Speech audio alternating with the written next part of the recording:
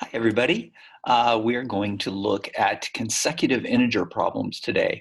A lot of people wonder what good they are. Well, they were actually used in printing for a lot of years. Nowadays, everything's pretty much done by computers and it's automatically generated. But if you were going to program it, or were going to check your programming, or if you had a problem with your page numbering system or something, you would still have to understand it if you are a programmer. So it does have a real application. But basically, it's just good practice. So we're going to go to consecutive integer problems, which is section 03 from Algebra 1. So what I'm going to do is, for the first few problems, I'm going to do the formal methodology, and then I'm going to do my informal methods.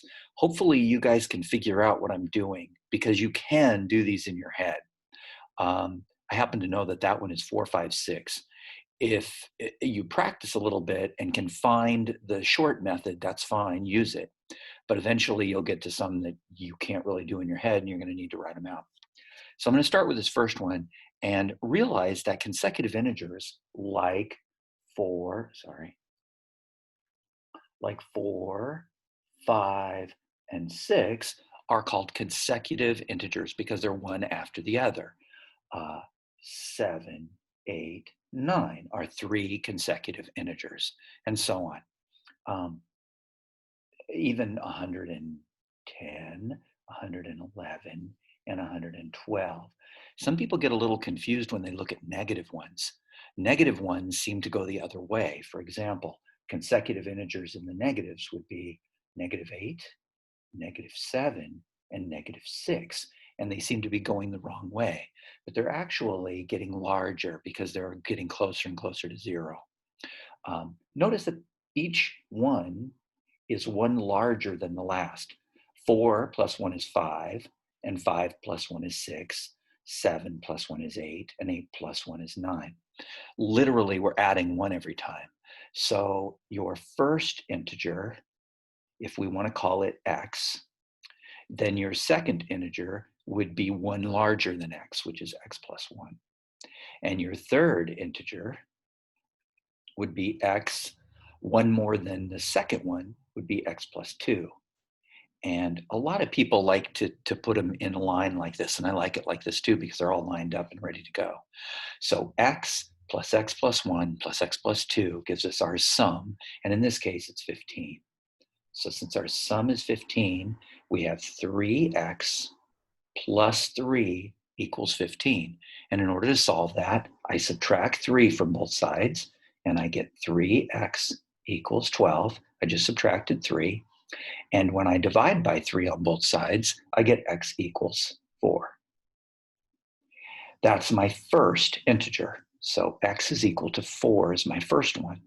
My second one is x plus 1, which is 4 plus 1. And my third one is x plus 2, which is 6. 4, 5, and 6. It's really easy to check. Add these together. 4 plus 5 is 9, plus 6 is 15. So we know that they're correct. And you put your answers in. Oops. Let's try that.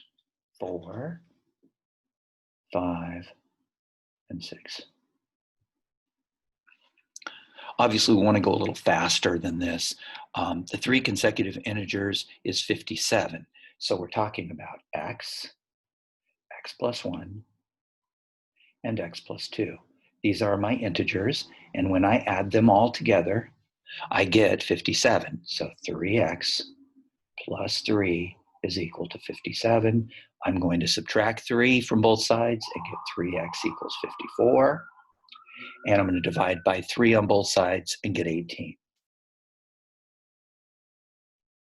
Please don't use a calculator for these things, okay? Close this out. So I've got 18,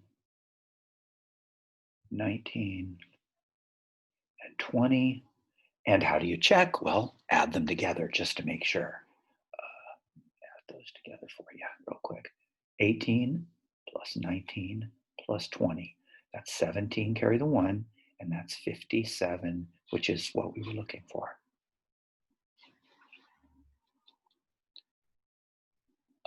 three consecutive integers have a sum of 105. What is the value of the least integer? Well, they want me to solve for x.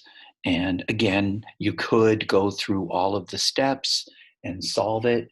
I'm going to go ahead and do that. I'm going to just write it. I know it happens to be 3x plus 3.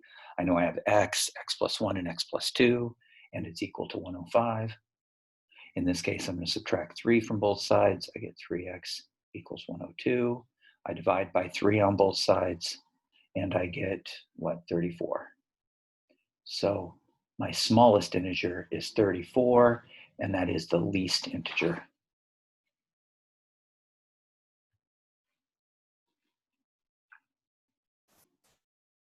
There are 4 consecutive integers this time, so I'm going to go ahead and do it formally. I have an x. They're still consecutive integers, so x plus 1, x plus 2, and x plus 3. I have 4 of them, and that gives me 4x plus 6 is equal to 70. And when I solve this, I subtract 6 from both sides, and I get 4x is equal to, subtracting 6 gives me 64. And when I divide by 4, looks like I get 16, huh? And which are the integers? So since the first one is 16, I can write all of them. And I'm not going to check them. You could if you wanted to. 17, 18, and I said 19. All right, so let's get a few more. Let's see if it gets a little more interesting. What is the greatest this time? So we want our 4 integers. Our 4 consecutive integers is 4x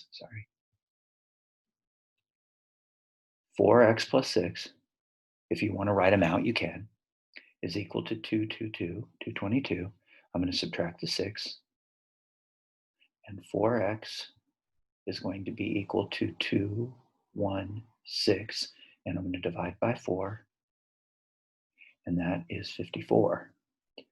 But keep in mind, they did not ask me what is the smallest one. They want the largest one. And so I have to go and I'm going to go list them. There's a shortcut, but I'm going to list them: 54, 55, 56, and 57. And if I add these together, I should get 222. And if I add this, I get 9, 15, 22, 2, 22, 2, 2, 2. Yep. So the largest one is 57.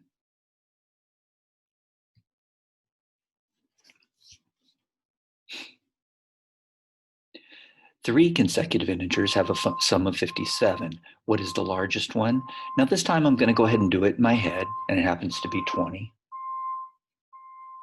I hope I didn't make a mistake. And I'm doing a shortcut. Now 3 consecutive integers have a sum of 135. What is the least? Well, this time I'm looking for the smallest one, which is 44. If you can see how I'm doing them in my head, that's great. If you can't, you can go ahead and write them all out, work them out. 4 consecutive even integers add up to 100. What is the greatest of the 4 integers? Now I'm going to go through the steps for this one because this time we're talking about consecutive even. This is a little different, not a huge difference. We're talking about numbers like 2, 4, 6, 8. So instead of adding 1 each time, we're adding 2. So my first one is x. The next one is x plus 2.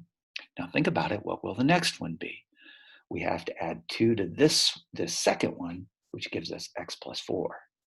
And we have one more, x plus, hopefully you got it, 6. So I've got 4x plus 12 this time as my sum. When I add all these together, and that is equal to 100. And I'm going to go ahead and solve that. I'm going to subtract 12 from both sides, and I get 4x equals 88. And hopefully you can divide that in your head, and we get 22. But remember, they asked for the greatest of the 4 integers, not the smallest one. So I'm going to go ahead and write them out. That's 22. The next one is not 23, it's 24. Then the next one is 26, and the last one is 28. if you want to see something kind of interesting, notice that that has a sum of 50, and so do those two. And I have a sum of 100 for all four. I want the greatest one, which happens to be 28. Oh, 28, not 29. There we go. Looks like we might have one or two more to go. 3 consecutive odd integers. I'm glad this one came next because a lot of people really get confused about what odd integers look like. So let's write some. 1, 3, 5, 7. Okay. How about 101, 103, 105, 107. If I'm looking at negatives, I'm looking at -7, -5, -3. These are odd, all consecutive odd integers. And notice that these numbers are all odd. This is the next thing I'm going to show you is going to be very confusing, but if you just think about it, it'll make sense to you. Look what happened when I went from 1 to 3, and then when I went from 3 to 5. What am I doing? 5 to 7. And each time, what am I doing each time? You see, I'm adding 2. A very common mistake for this one and is to put x plus 1, x plus 3, x plus 5, because it says odd integers in it. But odd integers are just like even ones. We're skipping 2 every time. So my first one is x. My next one is x plus 2. The exact same thing as the evens, isn't it? X plus 6 for the other one. And you can remember this in that consecutive odd and consecutive even always have the same equation. That's one way to remember it. So we're looking at 3x plus 8 is going to be the sum of 3 consecutive odd integers, and we get 15. Now I'm going to subtract 8 from both sides, and what am I going to get when I subtract 8? That's not going to work. Oh, I'm a spaz. Sorry, guys. If I was teaching my class, they would have definitely pointed this out. This is 6. I'm a spaz here. Watch out. Sorry, guys. Subtract 6, and we get 3x equals 9. And now we can solve it. Sorry about that. Oops. X plus 2, and x plus 4. We're only adding 2 each time. X then is equal to 3. I'm going to divide by 3 on both sides. Love it when I make a mistake. The first one then is 3. What will the next one be? Well, we can see right here, it's going to be 5. It's going to be 2 more. And then the next one is going to be 7. And do those add up to 15? And they sure do. Sorry about the mistake there. Silly. 15. There we go. What? Oh. Man, I'm glad I made a mistake. Nothing like compounding the error. But when you make an error, I want you to notice, look at the expression. They tell you what happened. When you make an error, you can look it up. Just scroll down. They tell you exactly how to set it up and how to solve it, just like I did. And then you're actually supposed to put the right answer in, not the sum. Duh. Okay? So hopefully I learned something here, and I will be more careful. 4 consecutive integers have a sum of 14. Now 4 consecutive integers this time. And what is the value of the greatest integer? I'm going to go ahead and write the equation just so I don't make a silly error this time. So I'm talking about 4x plus 6 is equal to 14. We subtract 4 from both sides, we get 4x equals 8. And we divide by 4 and we get x equal to 2. And I'm going to go ahead and write them 2, 3, 4, and 5, and see if I really do get 14. Do I get 14 here? I sure do. That is 4 consecutive integers. Be careful, they're not even or odd, they're just in a row. And I want the value of the greatest integer. Always good to answer the question asked. I like, one of my teachers used to always put ATQA. It stands for answer the question asked. You don't want the sum. You want the greatest integer, which is 5. See if I get it right this time. Oh, there we go. All right, hopefully one more to get to the proficiency level. 4 consecutive integers is 386. What are they? Well, consecutive integers, again, are 4x plus 6 equals 386. We're going to subtract the 6 and get 4x is equal to 380. We're going to divide by 4, and we're going to get 95. And so my first integer is 95, and I have to write the others. So I'm going to write them out. We've got 95, 96, 97, and 98. Now, if I wanted to check this, think about how I could do it. One way to check this would be to look at how much short of 100 I am. This is 2, 3, 4, and 5 short of 100. 2, I'm going to show you a little trick. 2, 3, 4, and 5. These are how much short of 100 I am. And if I add these together, what do I get? Don't I get 14? Well, look at this. This is 14 under 400, which is the 386.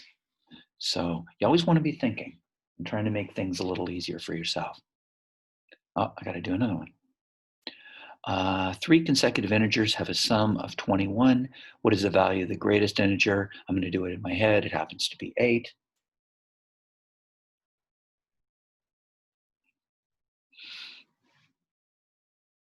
Four consecutive odd integers with a sum of 48. What integers are they?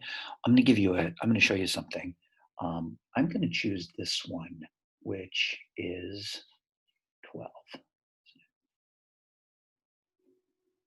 And this one is 14. And odd integer, sorry. It says 11, 13, 9.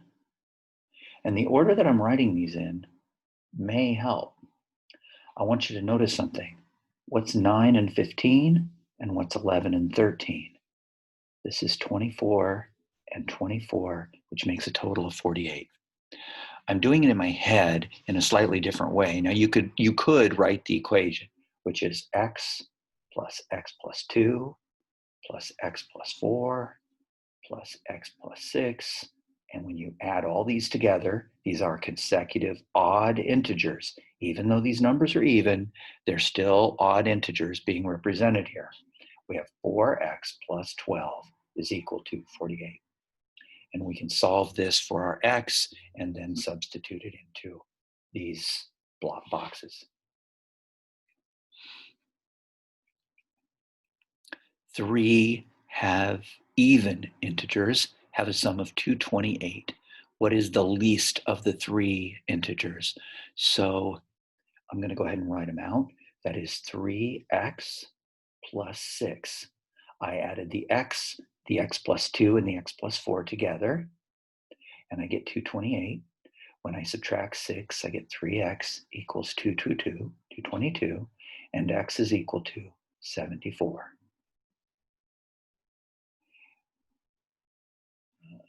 And I want the least, which is the smallest, that's 74.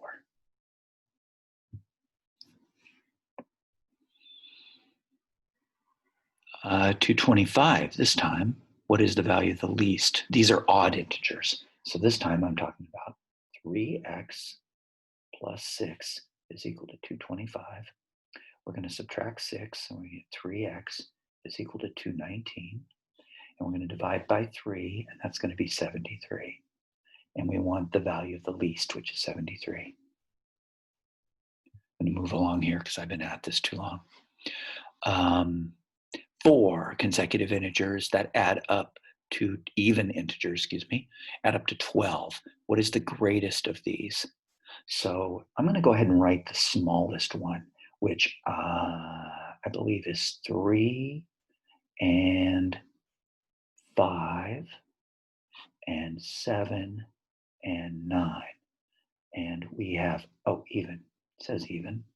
How about we do 2, 4, 6, and 8 is going to add up to 12, but this is too big, isn't it? How about 0, 2, 4, and 6? Here they are. Now, of course, it's a lot nicer to actually work them out. I was thinking of consecutive integers instead of consecutive even. These are even. I want you to notice something. 0 is an even integer, isn't it? And they add up to 12. We want the greatest, which is 6. I'm going to move along a little faster now. Okay, 3 consecutive integers. So we're talking about 3x plus 3. Probably safer to actually write it out, negative 138, since I have a negative there. I'm going to subtract 3 from both sides. Be careful, when you subtract 3, you get 141. Divide by 3 on both sides, and x is equal to 47. And it's negative. Don't forget it's negative.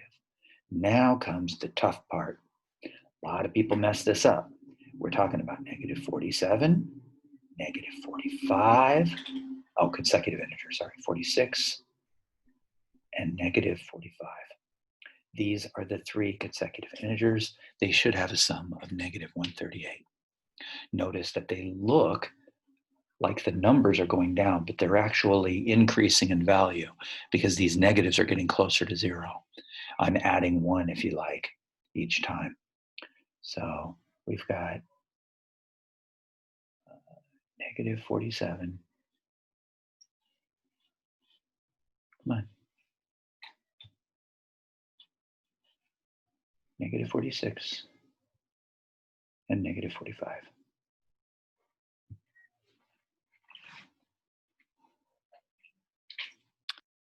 Four consecutive even integers have a sum of negative 44. What are the integers? Well, if they're even, I want to get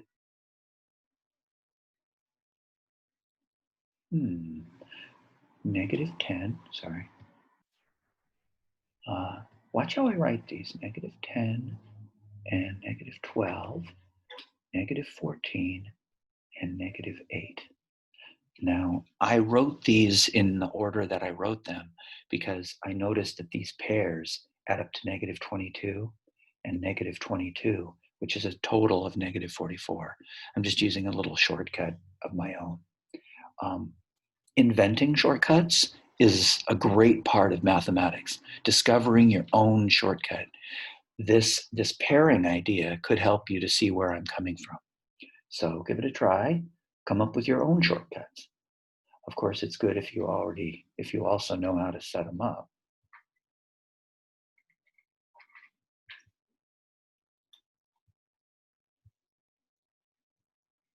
Now, one of the things I did is I wrote them out of order. Did anybody notice that? I put them from the greatest to the smallest. Now, it may not matter, and it's a good thing to test to see if they force you to write them in order, but I don't think they do. Now, these are written backwards, okay, guys? Just so you know. Yeah, they didn't care. 4 consecutive odd integers have a sum of 24. Now, I'm going to write the middle two. I'm going to write the middle two, which are 7, 5, and 7, sorry. What did I do there? 5 and 7 are my middle two, and my outside two are 3 and 9. Notice that that's 12, and that's 12, and they all add up to 24. We want the greatest odd integer, which happens to be the 9.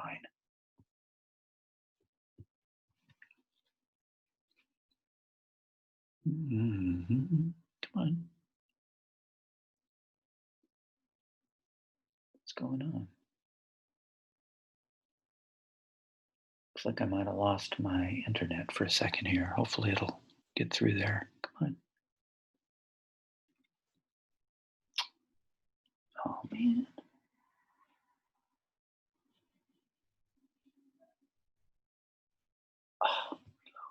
Let's try that.